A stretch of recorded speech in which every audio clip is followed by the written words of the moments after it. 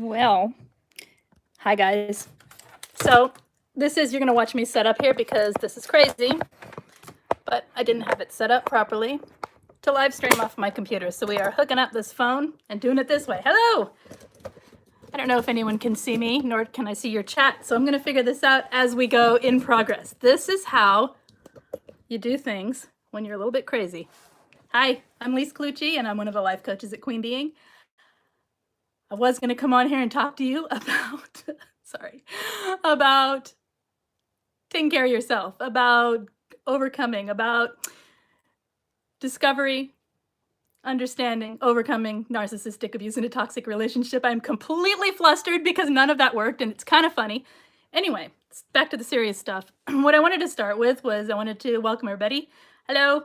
And I wanted to, quickly talk about the last video I made, which was on being silenced by a narcissist. I had so much response from that and such a great response from people who felt like that was their entire relationship summed up into one video. And that is really awesome to hear because I feel like that validated a lot of people's experience for them, as well as awful to hear because they went through that experience. I want to thank people who came forth and left comments and let you all know that by speaking for you, I'm trying to help you regain that voice. And that I'm hoping that by hearing it, you feel like there is a piece of yourself coming back. So I'm going to move on here and I'm going to do this very awkward thing again where I'm moving my phone. Okay, sorry. And I'm going to pull my phone computer on my lap, telling you what I'm doing because this is crazy. I'm just doing it anyway. And I'm seeing here, looking for comments. I have no idea where the comments are. So I'm gonna have to go on here. This may or may not work. I'm sorry. If this does not work, then I apologize. Here we go. Some messages. Oh. Here we go. Okay, isn't it fun? Yes, it is very fun figuring it all out. It is not fun at all. And I wish I had a technical person doing it all for me because I hate that part. Anyway, I'm gonna have to keep hitting that. Hey, to Diane. Hi, Diane. So anyone that's in here, if you have any questions, just hit me with them and I will lean forward like really crazy with my eye and read it because I am on a phone and it's ridiculously teeny tiny little words. Anyway, so I want to talk more about silenced until people start chiming in. Hey there, who's that? That's Melina. Who is that? I can't read it. Oh my God. Whoa, and then I get, sorry guys, I'm not this crazy really. Hey James. Yeah, I could do that. I guess there's only 4 of you here, so you'll excuse me while I be crazy and pull it up on my computer. Yeah. Okay. Pulling it up. And mute it. Oh, see? This is what I need. Okay, I'm here. I'm gonna just be here and be crazy with this. All right, there I am. There we go. So just pull up. I'm pulling up the, oh, look at that. No, that's not what I want. Okay, pulling it up. So the topic, this is me going in 2 directions here, right? So the topic of, here we go, live, being silenced by a narcissist. Another issue that someone was talking to me today about was, let me mute this before I come on and I'm echoing all over.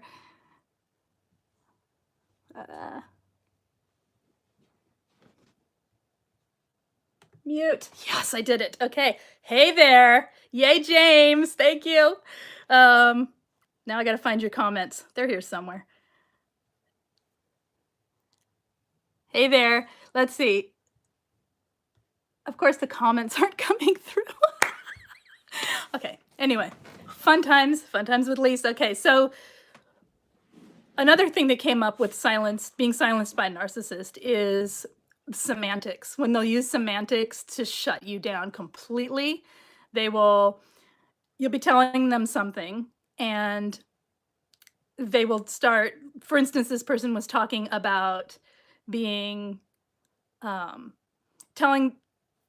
the narcissist telling them things that they had done or they supposedly had done. And basically calling them a liar. Basically, the entire conversation was about the many ways in which the survivor had lied. And the person said back to the narcissist, well, I'm not going to sit here and just let you call me a liar. I'm not a liar. I mean, I understand you're calling me a liar and I'm going to go now. And the narcissist said, I never called you a liar.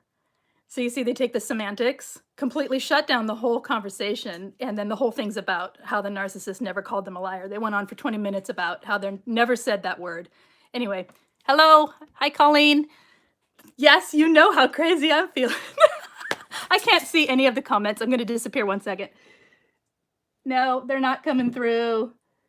That's too bad. Oh, maybe it's because I need to hit play. Okay. And I don't know that they'll come through here. So go ahead and post them and I'll just try and read them as they go in some crazy fashion. And then we'll cut it short. Look for the pop-out chat. You're so great, James. My like James is right here in my shoulder telling me what to do. And that's good here because I have no idea. Let's see. Oh, there it is. Now I'm watching myself on replay and it's quite hilarious. Okay. There's the pop-out chat. Oh, yes. Okay. Somebody say something so I can see if it works. I'm going to put it on my lap because my vision is not that good. Okay, there we go. Say something. This is ridiculous. I promise I'll be more serious next time. Hey. Okay, I see that. I see lots of hearts. Okay, it's working. All right. So if anyone has any questions, I'm actually here in the room with you now. And let's get going. If not, I'll just keep telling stories about narcissists, which is okay to hear, but not super exciting. Yay! Okay. See, that's weird. Now it came through there. What? There it goes. Okay. It's just moving slow. Hi, Diane. I see the little drinks of wine. Yeah, I kind of need it, don't I? So another semantics issue. Hey there. Who's that? I can't see it. I'm gonna have to wait for you to pop up.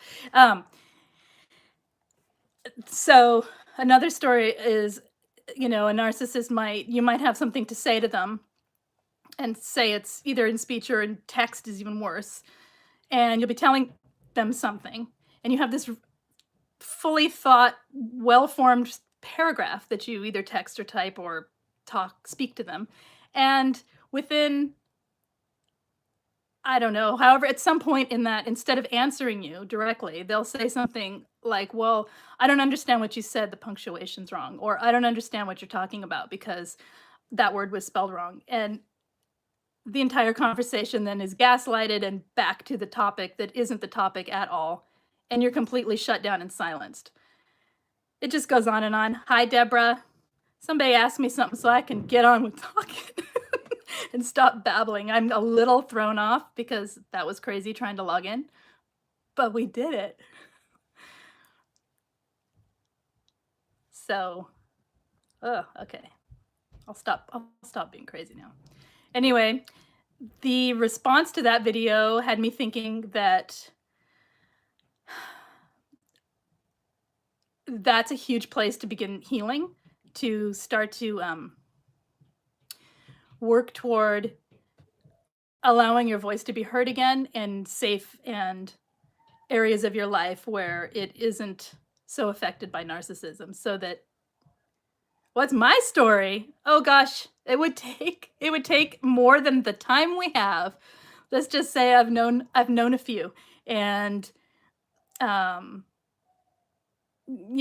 healings go as a spiral. So I say sometimes I'm here and sometimes I'm up here, and it just depends on which part of my story I'm healing. Worked through a lot of inner child work. I've worked through a lot of work on restating negative beliefs. That's kind of been my big thing in my life, is restating the programming that was put in there. So that's where I feel like I help people most effectively. And it's also a place that's like super personal. And I actually think it's kind of fun once you get going on the work to heal yourself in that way. So That's a piece of my story. I can give you more later, but the whole long story is pretty long. Deborah's asking, is there a group coaching set? Is this a group coaching session? Deborah, this is a video coaching session. You can say, ask, talk about anything you like, and we'll get to it if there's time. And so it's a live coaching session if people ask. Otherwise, I'm just going to talk for a few minutes and introduce myself and be completely silly because my coming in here was like falling on stage instead of gracefully entering. But if you know me, that's kind of how it is. So it's okay. And I just laugh it off. Yeah, that inner critic is a pain. You're right, James. It's a total pain. It's, there are inroads though. And that's, depending on the situation and the person and the type, the way the person thinks and feels about it, there's inroads to get you there and to get to start moving up the spiral rather than just spinning around and around, listening to that inner critic. So yes, go ahead and hit me with any questions or anything you have going on. I can try and help you for now. Since I wasted like 15 minutes trying to get in here, I only have about 15 because I have a group coaching session starting right after this. So I could talk to you guys a little bit about that too. We have groups coaching sessions that have started, there's one for trauma bonding, there's one for self-care, and there is one for self-reflection, which is the stuff we were just talking about, like the inner child, the inner critic, the inner child, the inner critic, the restating beliefs, pretty much anything that revolves around healing self rather than dealing with the narcissist. So it's all the programming they put in us. It's all the programming life has put in us, and to just keep evolving as we heal. So there's 3, and in the links below, you can find links for that. So I see things coming up. They are not coming through yet, so I'm just going to keep talking until they get here. And I hope you guys are having a good day today. This is okay. Is the one coming on October 6th, inner critic and stuff, or something else? There's both. There's one for self-care. If you feel like you are pretty strong in self-care and you know how to go through the things that you're going through without triggers and emotional upsets that come taking you all the way down, then the self-reflection is great. If you do not, self-care is better. Self-care really helps to give you a foundation of taking care of yourself, building sort of the way I see it is like we have outer resources that we reach to for self-care when we think of self-care normally. We think of, I don't know, as a girl, you might go get a manicure, you might take yourself to dinner and, pampering. We think of those things. When I'm speaking of self-care in this case, I mean the inner work of knowing how to nurture yourself and take care of yourself when things are going on so that you can handle the stuff that comes up. And so then the self-reflection course is kind of taking all that and moving forward with it. So it just depends where you're at. But yes, they're both coming up starting next week. Deborah, let's hear about the self-care coaching and how can you figure out which is better for you? I'll combine Deborah and James's questions. You can, the self-care, basically, if say we're in group right now and you start talking about the narcissist, we're just going to use that as an example. You start talking about the narcissist in a way that sounds more like trauma bonded than it does trying to puzzle out what happened in your head.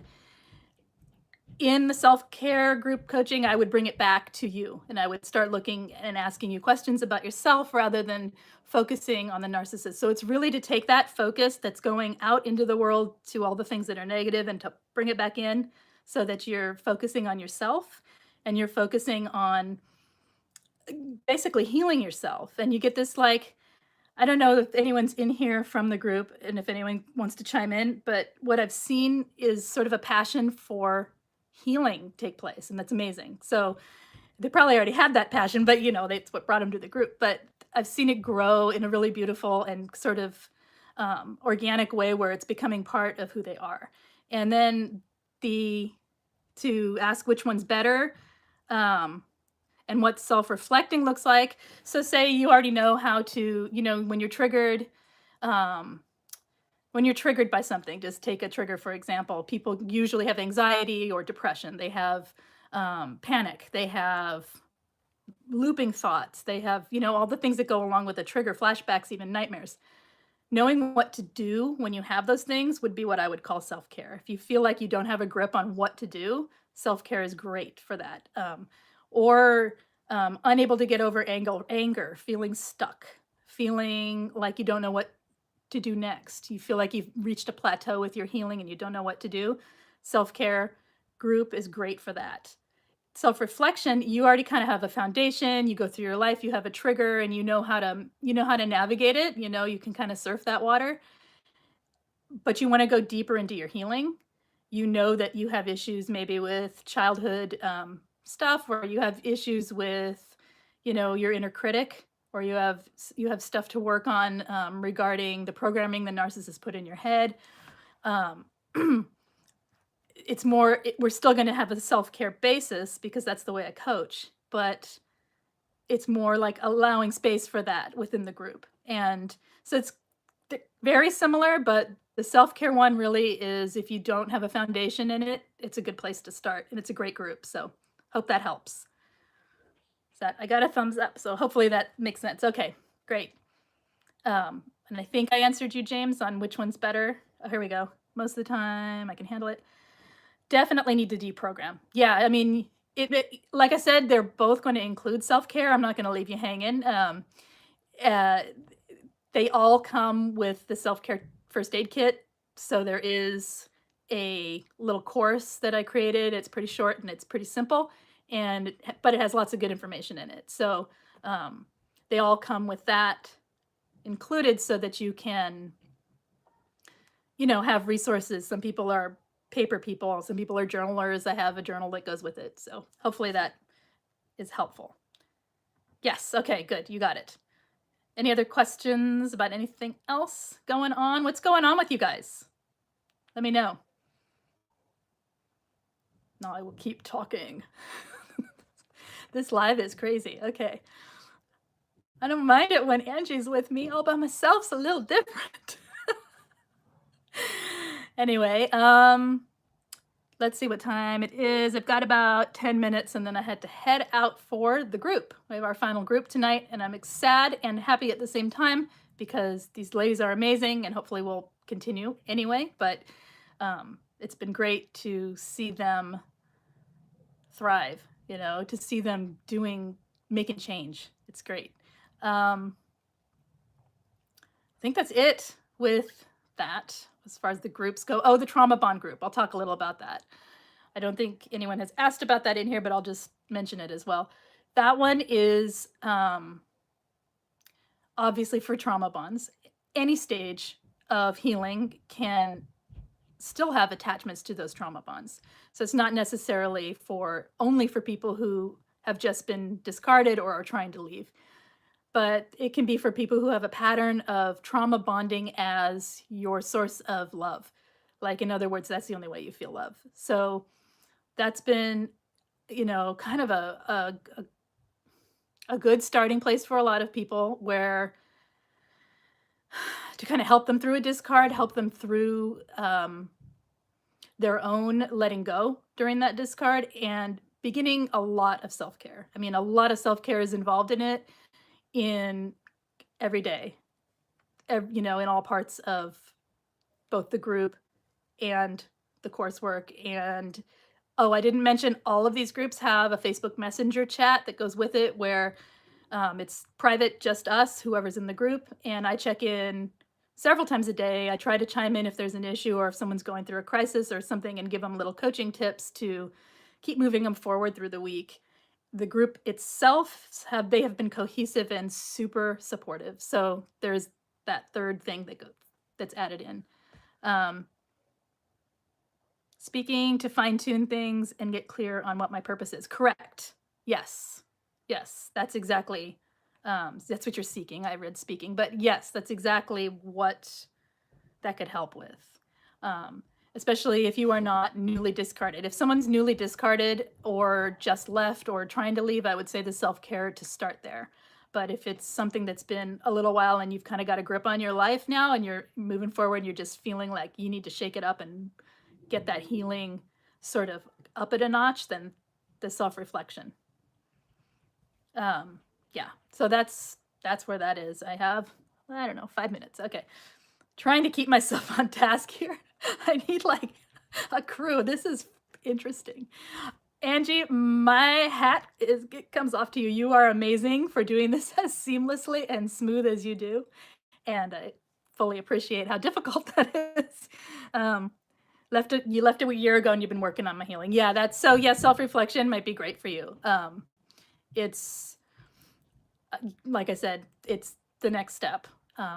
And it's that group in particular, I think will be one that people can either take for the 5 weeks or 4 weeks, excuse me. People can either take for the 4 weeks or they can take it continually for however long they need it. In other words, it's not something you're going to outgrow until you've decided you're done with it. I think it'll be a very evolving group as people come and go, stay or leave. And for the individual, it'll be, you know, something you could come into for however long you need it, leave when you need it, come back to, and still feel like there's a place for you in it. Whereas the self-care, I feel like, is kind of a 1 or 2 time thing for a lot of people, maybe more, and then to move on to the self-reflection. And I'm seeing a bunch of messages come through and I'm waiting. That's why I'm kind of battling. Self-care is everything, Colleen. Hi, Colleen. I know. It is everything. Yeah, it is everything. And it is, in my opinion, it's one of the core foundational things. You really getting a really good grip on it and a really good understanding of it and incorporating it into a lifestyle so that you don't even really call it self-care anymore. It's just life. It's how you operate.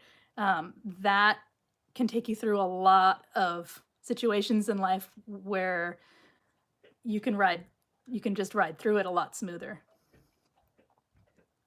I saw a whole bunch of things come through. I'm going to wait till they come through here. I'm going to answer them, and then I'm going to have to sign off to go start the group tonight. What motivated me to become a coach, and what is my goal for my clients or myself? What motivated me to become a coach is a few things. One is that helping people to recover from this stuff and helping people to take their lives seriously in a way that is healing with a lot of growth and basically helping people to find their own path through life, finding their own journey. They already have the wisdom within them. And I fully believe this. I fully believe that people already know what they need. And I'm a person that people have always come to and talked to anyway. I mean, seriously, you go to the grocery store and I hear everybody's life story, that kind of thing. So learning to coach and learning the types of questioning to ask and the way to approach coaching just kind of was natural. My goal for my clients and myself, my goal for my clients is that they reach the goal they want to reach, and that I help to facilitate it only in that I'm kind of sort of I'm listening, I'm validating, and I'm talking to them about their experience. But also part of the way I work is it's hard to explain it without somebody right in front of me, but I intuit sort of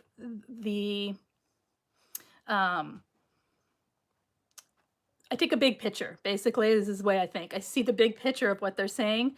A lot of times clients are very microcosm. They're very drawn into their problem, of course, because that's where they're living. They're living in this issue.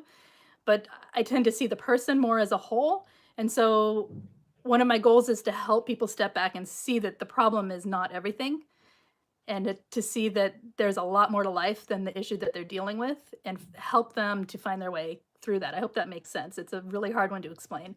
And I hope I answered your question there. James asks, once you heal, you feel this pull to help others. Yes, out of living there, at least I did. Absolutely. You feel a pull to help others, and you also have such an understanding of a topic, narcissism in particular. Oh my gosh, you have such an understanding because it's part of you in a sense. I mean, even though you heal from it, the experience doesn't go away. And I don't mean that in a scary way, like you guys will never heal. What I mean is that the understanding doesn't go away. It's a lived experience. So yes, absolutely. And then if you're an empath, the drive to heal people and to help people heal themselves, rather, I don't heal people, um, is really strong. So yes, it does make sense. Thank you so much for your answer. Good, because I am, like I said, coming in that frazzled. I'm a little frazzled, but um, yeah, well, somewhat healed. Yes, we're all somewhat. There's always more, right? There's always somewhere to go, and that's kind of what's beautiful about it. Is one thing I tell people at the beginning of any group, and they usually roll their eyes at me at first, is this healing gets fun. This gets a little bit fun. It's painful and it's uncomfortable and it's, no one wants to go through it, but here we are. We're already here. And the work itself that it takes, it's not even work, the self-reflection, really, the ability and the doing it in a setting with a coach or in a group in particular, or one-on-one, which is also close to my heart because then you have a totally different experience. But it helps people. And it becomes fun. It does, in a sense, kind of fun. Not fun like going on a vacation, but because you learn so much about yourself, and it's awesome. It is awesome. Yes. And you not only learn about yourself, you learn about the dynamics of how people think, and you learn about other people, and you learn about the people in your life and the relationships that you have. So yes, it's a very internal work that you're doing to heal, and it shines out in the rest of your life, and then you can go out and shine your light anywhere you want. So absolutely, yes. I thought I saw one come through and I don't see it. What time have we got in here? Pretty soon. Gonna have to go. I think that's it. I don't think anyone else mentioned anything. And if I missed anyone, I apologize. Like I said, this is new, this live stream, this technology stuff. Thank God for James. James, you helped me get on here. Yeah, so I mean, we basically just ended up talking about the groups, but they're kind of important. They've been really great. And I encourage anyone who can or wants to try one out. Yeah, that's it. If anyone has a question, I'm gonna hang out for just a second. Heart back, yes. If anyone has a question, I'll just hang out a second, and if not, I will go ahead and end this, and next time, I promise, I will get it set up a little better. I'm hoping to do these like once a week, and have a topic, and then I'll open it up to question and answer, sort of like a video coaching. So anyone that has an issue or just needs some support or love and care, go ahead and tune in. I see some stuff coming through and I can't read it, so I'm on a wait. Here we go. You're doing great, Lise. Thank you so much. Yeah. And Colleen, it's growth and education of self. And that is when we begin to take our power back. Awesome stuff. Absolutely. And taking your power back is another amazing topic. And it goes exactly with what we were talking about, what I was talking about when I started, which is being silenced by a narcissist. It's not that they actually make it so you can't talk. It's that inwardly you can't make yourself, you have no power.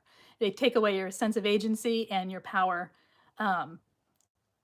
This is the stuff that we're talking about here, this self-care, the self-growth, the being willing and open to yourself and to the healing that needs to take place, that does exactly what Colleen says, which is bring your power back. So it's super awesome. Yeah, thank you, Colleen. And I think that's it for tonight. Thank you, guys. I appreciate you coming in, so I wasn't sitting here babbling all alone. It's good. That's it. I guess we'll go. Bye-bye. Oh, somebody's saying something. Thank you so much. Oh, I'm gonna wait. I'm gonna wait there. I think it's Malta.